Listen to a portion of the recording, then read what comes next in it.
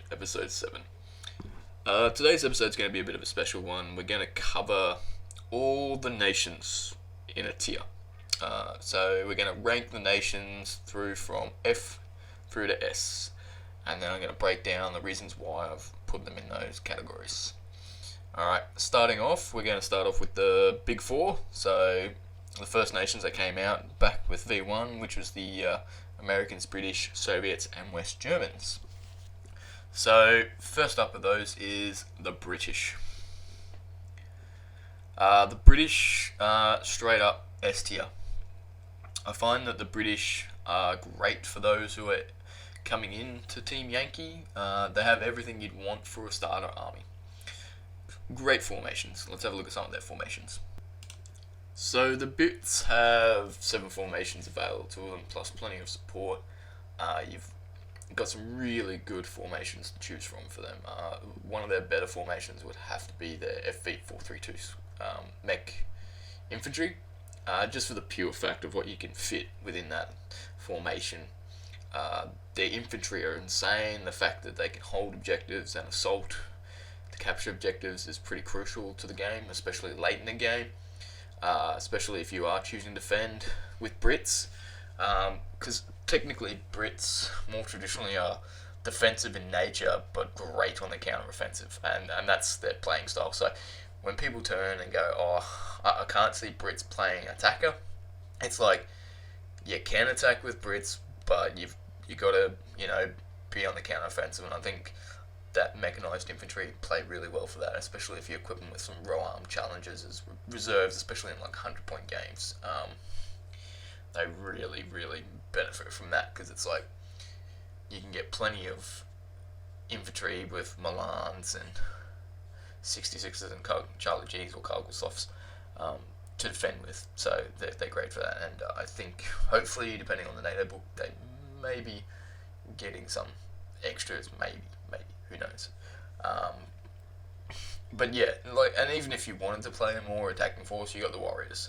Again, really great AFVs, good on the assault. A very go-to list, I think, for most new players is Brits, just for the pure fact that they are a toolbox list, where they've got everything you want, and that's why they're there. And that's why I rate them as S. Next up, the Americans.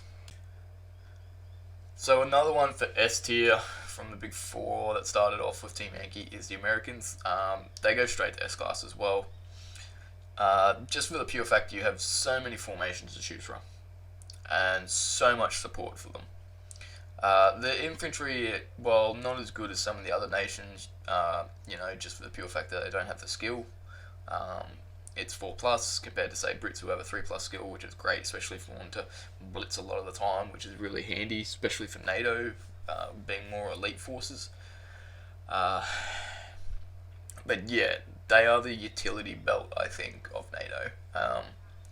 Plenty of big units, especially in the form of Marines, with their infantry, and again with the Huey combat team infantry as well. Like, you can get some big infantry units that are really well at just holding objectives, and then again, the Marine Rifle Company is just pure nasty as well. And then on top of that, you've got like their combined arms squadrons and their light attack companies. I think these are really great because it's one of the few units that Americans have available to them that actually do have better skill. They are 3+, and it is quite interesting when you go up against them and you're like, oh yeah, Americans, whatever, 4+ skill, whatever. And the next thing you know is you're getting flanked by RDF tanks because of their 3+ skill. And then you're like, ooh, that's not good. And they've got some really good combo tactics there too that you can use with a lot of their force formations as well, especially once you start blackboxing some of those units to support your units. I think they also have one of the best AT units in the game in the form of the TOW2 Humvee, or the Hummer. Just for the pure fact it's 5 points for 4 of those little things, and if you put them especially in a good area with good lines of fire against something, they're gonna earn their points back double, maybe triple, depending on what they hit. Especially if they go up against something like tier 1 MBTs. It'd be fun to see them take out 3 T80s on a couple of turns. That's 22 points, so they've easily earned their points back. So that's the reason why I think Americans are straight away in S tier, just for the pure fact that they are the utility belt force. And also they are good for a starter army for people who've started playing the game and want to branch into another force as well. Next up, we have the Soviets. Soviets are a great force for starters. Plenty of formations to choose from, and this is why I think they also deserve S tier. Just for the pure fact you can spam so much in their lists, from T55s, BTRs, BMPs. Yeah, they've got everything you'd want, especially for a Red 4 force. Again, they're a great formation for a new player to start with, as you got lots of choice. However, be warned, if you do go down the spam route, it will hurt you. Not personally, but it will hurt your wallet. Just for the pure fact you're just trying to get so much into it. Like, if you think about it, like a BTR horde list at 100 points is like close to nearly 20 BTRs plus. So you're looking at 4 to 5 boxes just to get your AFVs, and that's not on top of all your support elements and your infantry as well. The one good thing about them, I guess, with their infantry is they are coming in plastic, so you generally only have to buy a couple of boxes and you can mix and match. Again, they also have the couple of really good infantry options as well, and the fact that they do have a couple of really good formations in the form of Shock and VDV Afghansi, Air Assault Battalion, where you do get some more elite lists. So if you were thinking about not playing a horde list, you do have some really elite lists to play with the Soviets as well. So I think that's why they deserve the S tier. Next up, West Germans. West Germans, I think definitely go B tier, just for the pure fact they are an elite formation force. That they're not very forgiving on new players. I think if you've played Team Yankee for quite some time, you'll find that West Germans are a very tricky force to play. V1, they were very hard to play and considered quite elite, just for the pure fact that a lot of their units are very small, like their Martyr 1 formations and even Martyr 2, it's like 5 stands of infantry. So 3 regular with 2 Milans. That's quite a small unit when you think about it compared to the Brit units, which for only same amount of points they get a lot more in it, where you get 3 Charlie Gustav teams with 4 66 teams in a mortar for 7 points versus five teams in total for the same amount of points. But their AFEs are pretty nice in that regard. But yeah, definitely B tier for me. Even though they are a great force, I think if you were jumping into this game, West Germans, you need a little practice before rushing headlong, especially into the competitive route, just because you need to figure out your playing style, understand your battle stances, and the missions you're going to get, especially when it comes to spam or horde lists, because if you go and choose like a Martyr 2 formation, be prepared to be outnumbered at least 3 or 4 to 1 every time. And your infantry just don't have the numbers to push back either, unlike other units. So definitely a B tier for them, unfortunately. Moving on now, we've got the Warpack formations. Straight up Polish. Polish are A.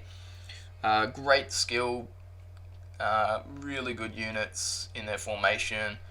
I think when the new T-72Bs came out for them, it was definitely a good push for some of these units, especially with the Poles, with their stats.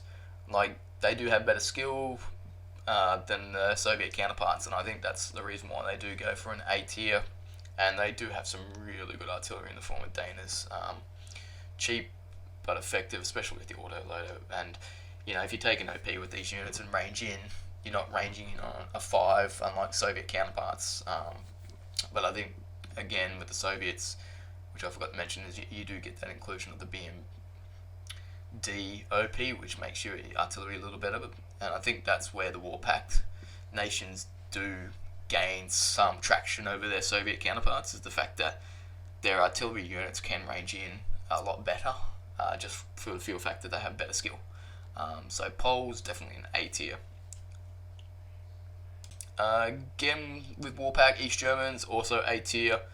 They're pretty much like your pseudo-Soviet forces when it comes to formations. That most of these don't lack the bigger, heavy equipment that you do get in the form of the T-64 or the T-80 or the T-64B. The Soviets get, but they still get the T-72B, which is still good enough for what you need it in this game. I think, and unlike V1, they kind of used to have some of the biggest spam lists in the form of their T-55 forward, where you used to get 30 tanks for very cheap points. They were really, really cheap. Like, you get 3 formations of T-55s for East Germans for 30 points, and that was really scary to face, having 30 T-55s, and then you allied them with, say, a BTR formation from Soviets, and that's what made them really strong. But they changed that when you started getting like the minimum 3 T-55s for 5 points instead of 1 point each, which is kind of a bit more beneficial for them now at 5. So they do bump them out a bit more. So that's why they're an A tier unit for the War Pact for the East Germans. Next up, again going into A tier for another War Pact list, is the Czechs. The Czechs, they're very much like a Polish list. The only difference is they get a discount on all their points. You can hoard T-72s with these guys very easily. I think that is the reason why these guys deserve A tier straight away, just for the pure fact that in their formations you also get a very good discount on a lot of their AA, like Sheikas and Gophers for 3 points for 4.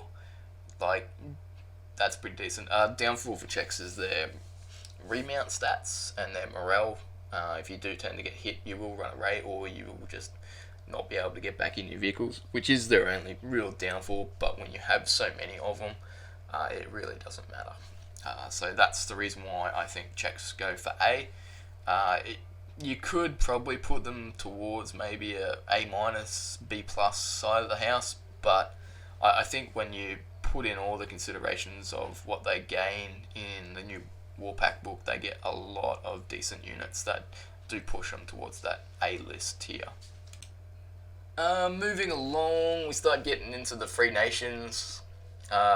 Just be prepared, some of these may go up or lower depending on how we go for the new NATO book, because technically these guys are all getting their new revamped equipment for V2.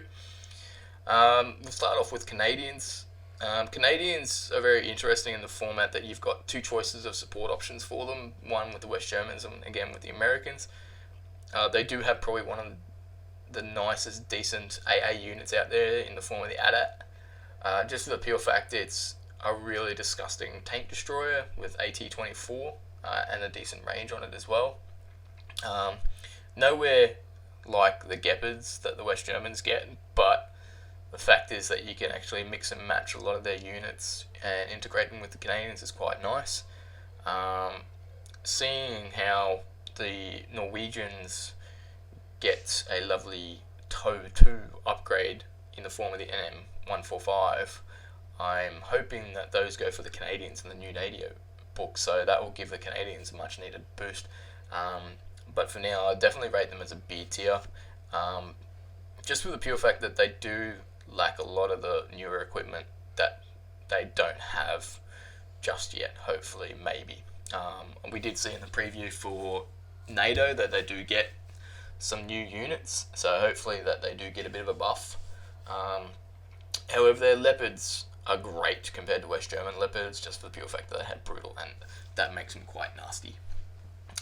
So yeah, Canadians, I think if you're going for just US support, they might be a C+ or a C, but I think West Germans make up for a lot of that with the Canadians, and that's why I rolled them both into the same area for B for these guys. So Canadians, B tier, straight up. Next up for the Free Nations is the Australians, or Anzac list. Australians are really decent, very much like the Canadians in their playstyle.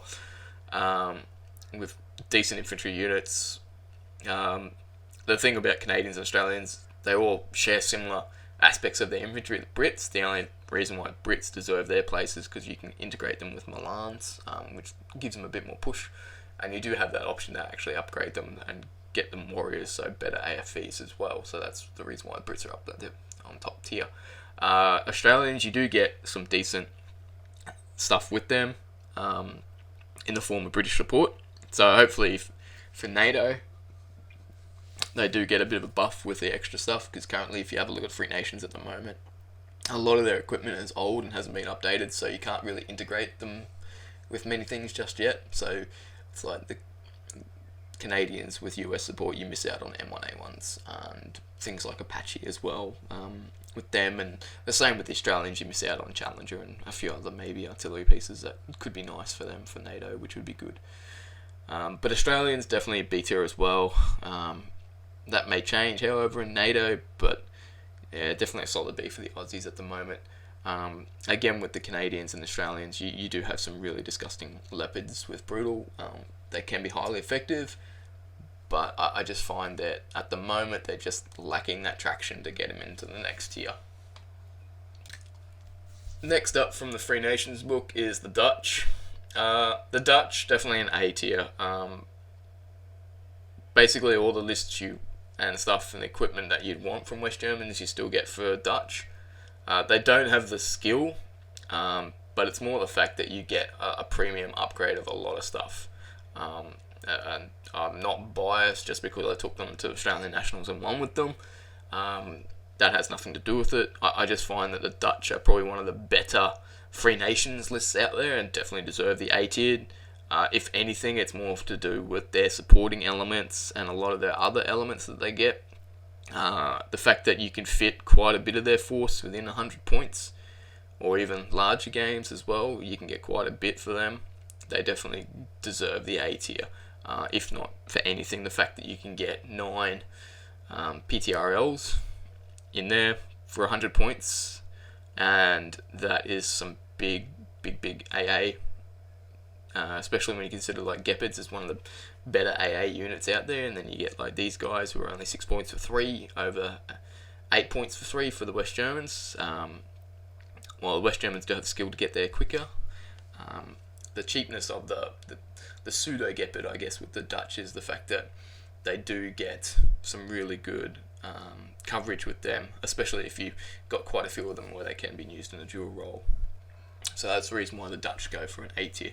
Hopefully with NATO they get a bit of a buff as well, so they'll probably stay in A tier, so that's the reason why they get A. Next up we have the French. I think the French are going to be quite decent. They're definitely an A tier formation, just for the pure fact they have a lot of really good units. They probably have one of the best air combos that you can get in the game in the form of the 20mm Gazelle with the Gunslinger and the Mirages. You get both of those on the field. You can definitely seed really well with those and pull off some really disgusting combos. I actually did take these to a tournament a few years back where I ended up taking out quite a few units just for the pure fact with this combo, where I took out their air, couldn't get a decent retaliation against the Mirages, which dropped a large salvo template and destroyed quite a bit of artillery units and whatnot. I think also with French coming out with NATO, with Leclerc, it's going to be quite interesting seeing that thing on the field, as previewed in the upcoming NATO book, thanks to BF for showing us little snippets of it. It looks like they also may get some VBL style recon units as well, which will be interesting so to see what they get. So it looks like we might get some new formations with French, hopefully, in that regard. And that's the reason why I still think French is A tier, just for the pure fact they get a lot of good units.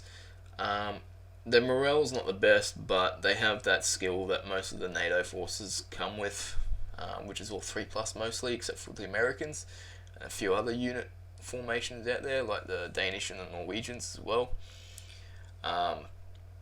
But I think when it comes to it, it's like French are a really good list to play. They have some really good AT infantry weapons in the form of a peerless, which is great for some of their units, and especially when you consider how cheap they get. Like for 7 points, you can get quite a decent unit with plenty of push and shove in the form of the AMX-10 units. So that's the reason why I think French definitely deserve A tier. Moving along, we go into the Oil Wars books. First up is the Iranians, straight up B. Great units in regards to their chieftain formations and their infantry formations. They really get some decent air support as well because their Cobras are still 3+ for skill, so they actually have some really skilled aircraft. Great unit to run is Bargy for a really disgusting run at them with infantry units, like multiple stands, like over 20 plus stands of infantry with plenty of RPGs. However, I do find the lack of RPG 7 upgrades on them, and especially again for most of the Warpack forces, that just lets them down again, hence why Iranians are in B. Just that support, I think without using allies for Iranians, they really do suffer as themselves. So that's why they go for B. But they do have some really good formations in there, especially the chieftain formation. That is a pretty good formation to use. Get some pretty decent tanks, but quite cheap. But for that reason, they're still a B because of the support options. Syrians up next in C. Now, most people sitting there going, "Oh, why Syrians in C?" Well, they really are just like most of the Warpack forces, but they do lack a lot of the integrated support that the Warpack forces get, like the Poles, the East Germans, and the Czechs. I find that unless you're trying to hoard T-55s or BTRs with them, you pretty much get the same for any of the other 3 Warpack forces mostly. The only difference is they do it better because they get better support.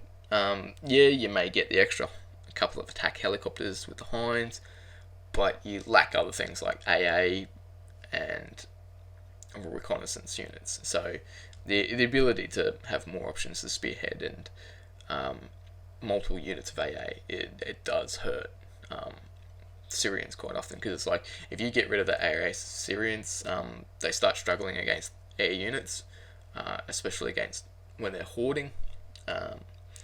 You start to forego certain things. You just pick on their AA, and you only need a couple of aircraft to come in and wreck their day with a couple of Silvo tailblades, and it's pretty much an uphill battle for them. So that's why I rate them as C.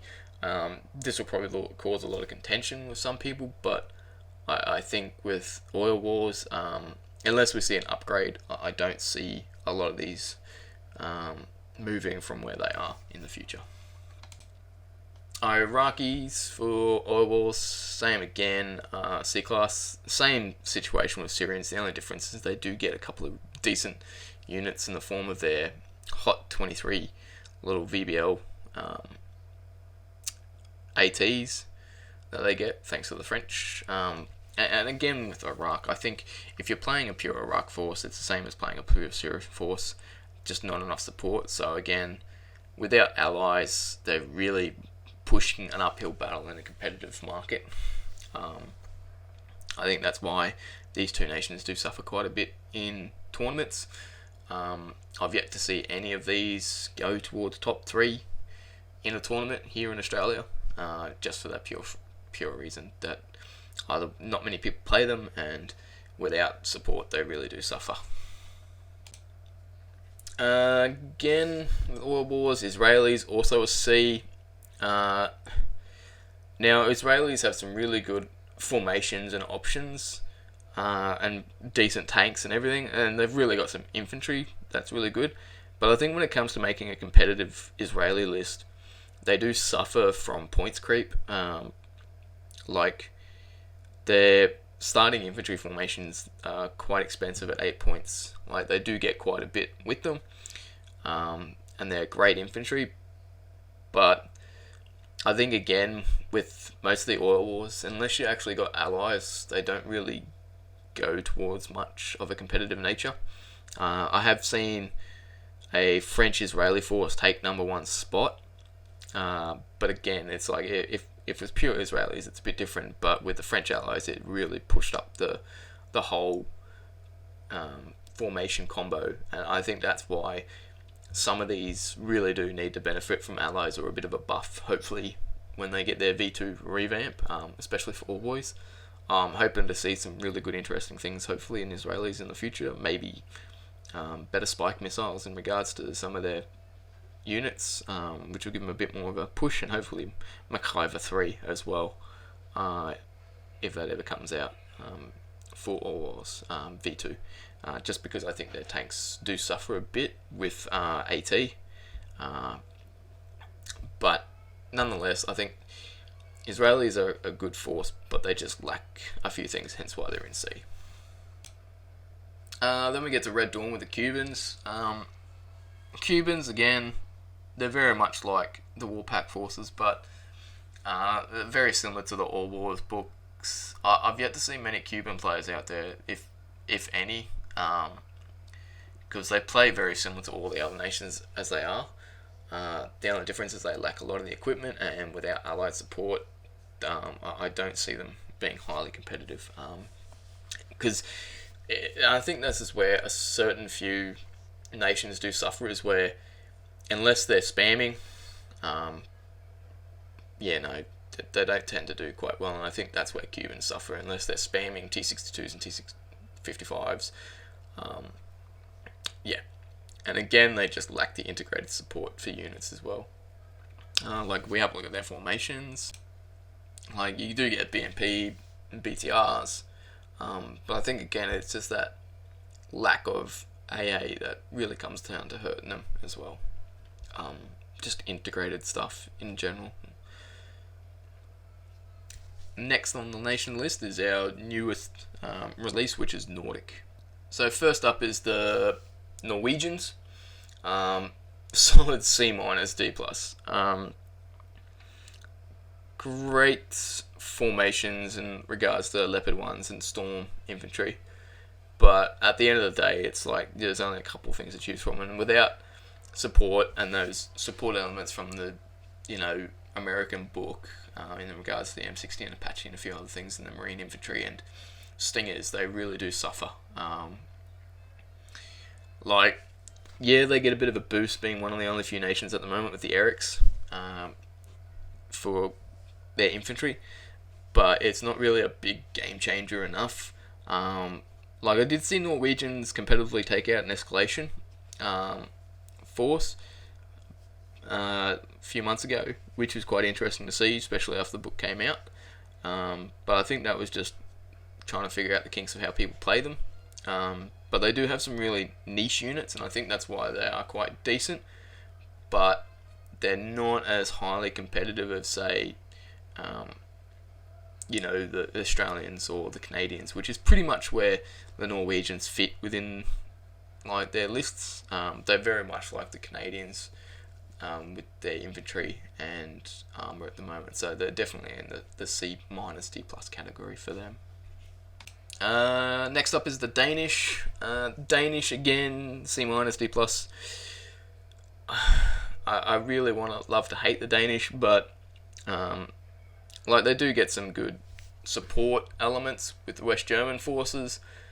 And I think that really does push the Danish up quite a bit.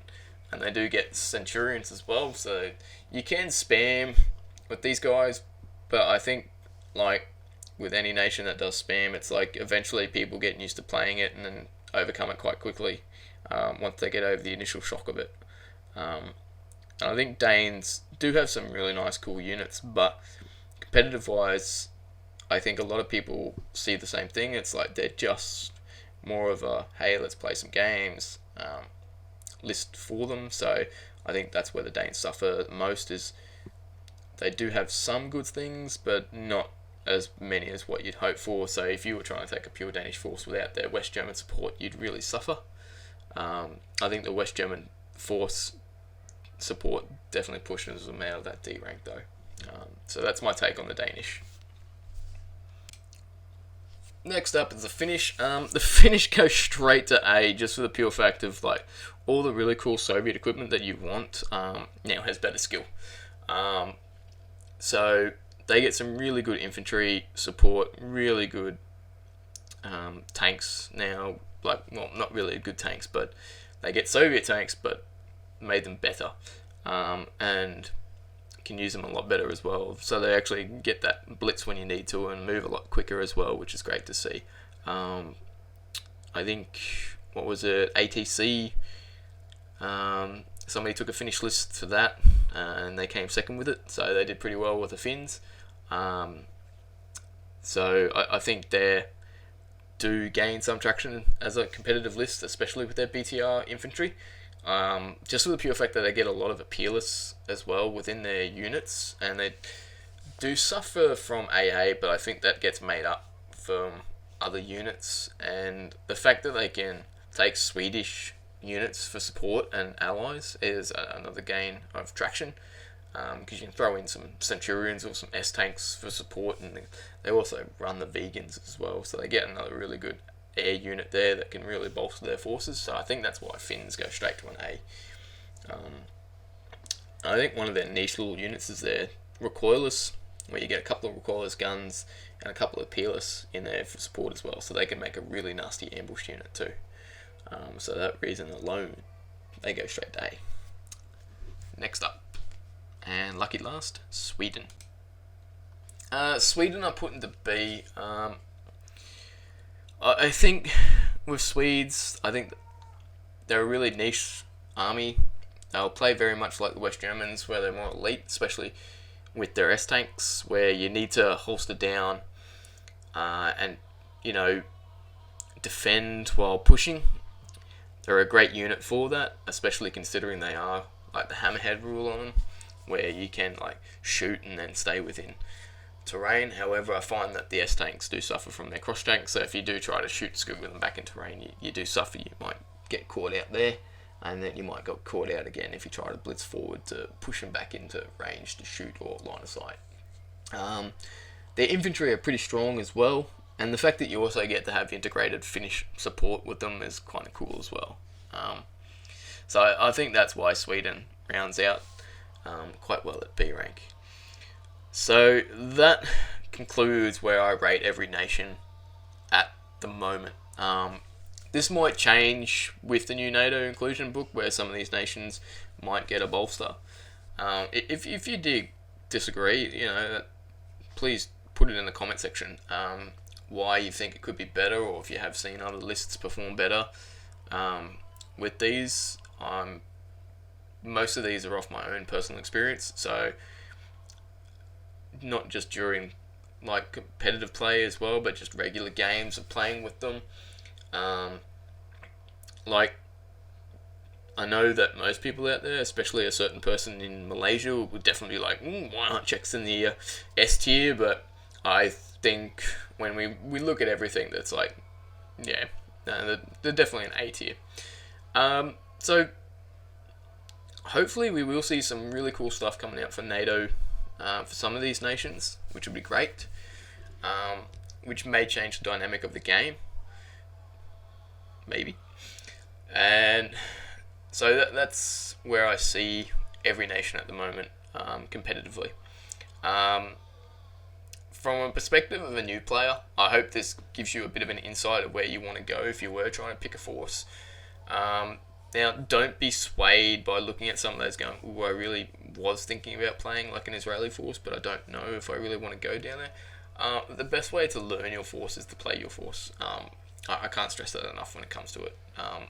Do play your force as much as possible. And that's why you should. So, once again, thank you for joining me on the channel. If you like this video, please like and subscribe. Share it to your friends. And good hunting out there.